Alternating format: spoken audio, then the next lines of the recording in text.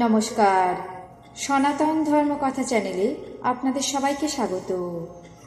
আজ চৈত্র মাসের ৮ তারিখ সোমবার, শুক্লপক্ষের পঞ্চমী তিথি। মহাভারতের সভা পর্বের ১১তম অধ্যায়ের দ্বিতীয় অংশ, রাজা হরিশ্চন্দ্রের রাজসূয় যজ্ঞের যশ কীর্তন পর্ব শুরু করব। নারায়ণং নমস্কৃত্য নরং চৈব নরোত্তমং দেবীং সরস্বতীং ব্যাসাং ততো জয়মুদীরয়েৎ।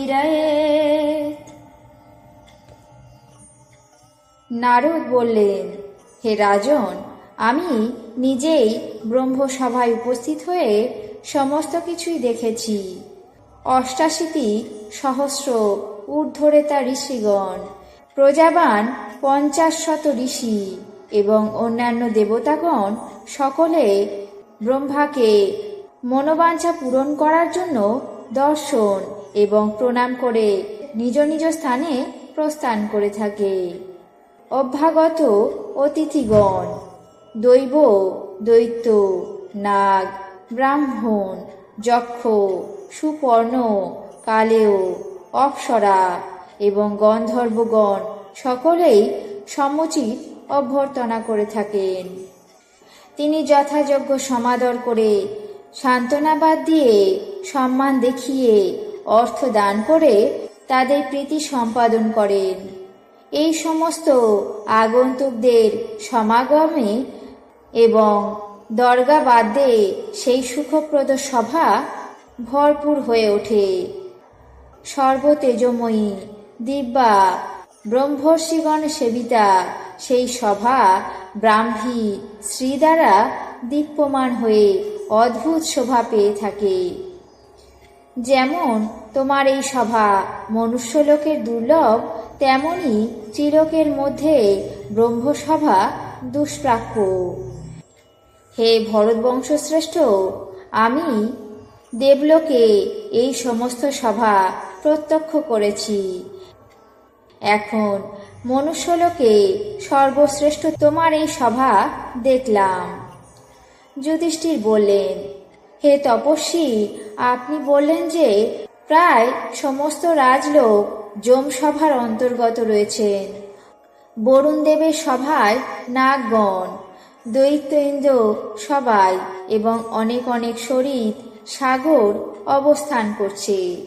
ধনপতি কুবেরের সভায় যক্ষ, রাক্ষস, গুজ্জক, গন্ধর্ব এবং অপ্সরাগণ এবং ভগবান শিব বিরাজিত থাকেন।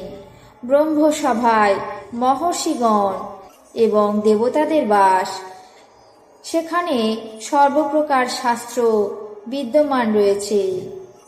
ত্রিদশাধিপতি ইন্দ্রের সভা কেবল দেবগণে অলঙ্কৃত এবং তার কোনো কোনো প্রদেশ গন্ধর্ব এবং মহর্ষিদের দ্বারা পরিসেবিত হয়।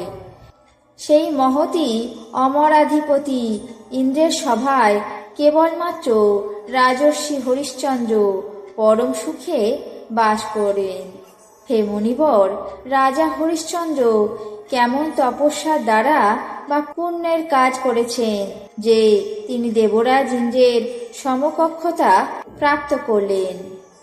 আর পিতৃলোকগত মহাভাগ পিতা পাণ্ডুর সঙ্গে আপনার কিভাবেই বা সাক্ষাৎ হলো এবং প্রত্যাগমন করে সেই মহাপুরুষ আপনাকে কি বললেন তা আমাদের কাছে বর্ণনা করুন। আপনার কাছ থেকে সেই সব বিষয় শুনতে আমাদের একান্ত কৌতূহল হচ্ছে। দেবর্ষি বললেন, হে মহারাজ, যার বিষয়ে জানার জন্য এত উৎসুক হয়েছেন, আমি আপনার কাছে সেই রাজর্ষি হরিশ্চন্দ্রের মাহাত্ম্য বলছি, শুনুন। রাজা হরিশ্চন্দ্র শশাগড়া সদীপা বসুন্ধরার সম্রাট ছিলেন। পৃথিবীর সমস্ত রাজাগণ তার শাসনের অনুবর্তী হয়ে চলতেন। তিনি জয়শীল সুবর্ণ অলঙ্কৃত এক রথে আরোহণ করে অস্ত্রশস্ত্রের প্রভাবে সপ্তদ্বীপ জয় করে রাজসূয় যজ্ঞের আয়োজন করেন। তার আজ্ঞা পাওয়া মাত্র রাজগণ ভুরি ভুরি ধনসম্পদ নিয়ে আসেন এবং তারা ব্রাহ্মণদের পদে সমর্পণ করেন এবং তারা ব্রাহ্মণদেরকে সর্বদাই সন্তুষ্ট করে থাকেন।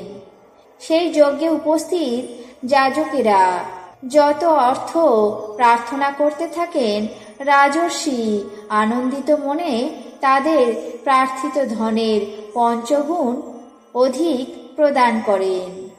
এইভাবে নানা দেশ দেশান্ত থেকে ব্রাহ্মণগণ আগত হন এবং রাজা হরিশ্চন্দ্র তাদেরকে নানাবিধ রত্ন, ধন, সম্পদ প্রদান করে পরিতৃপ্ত করে বিদায় দেন।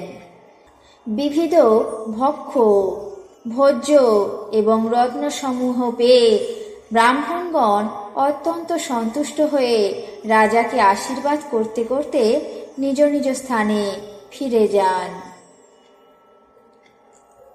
আজ মহাভারতের সভা পর্বের ১১তম অধ্যায়ে দ্বিতীয় অংশ, রাজা হরিশ্চন্দ্রের রাজসূয় যজ্ঞের যশ কীর্তন পর্ব এখানেই শেষ করছি। বাকি অংশ আগামী পর্বে পাঠ করে শোনাব। এখন জেনে নেব আজকের দিনের 12টি রাশির রাশিফল। মেষ, সহকর্মী বিবাদ। বৃষ, ঋণ প্রাপ্তি। মিথুন, বন্ধু বিরোধ। কর্কট, কলা অনুশীলন। সিংহ, আশার সঞ্চার।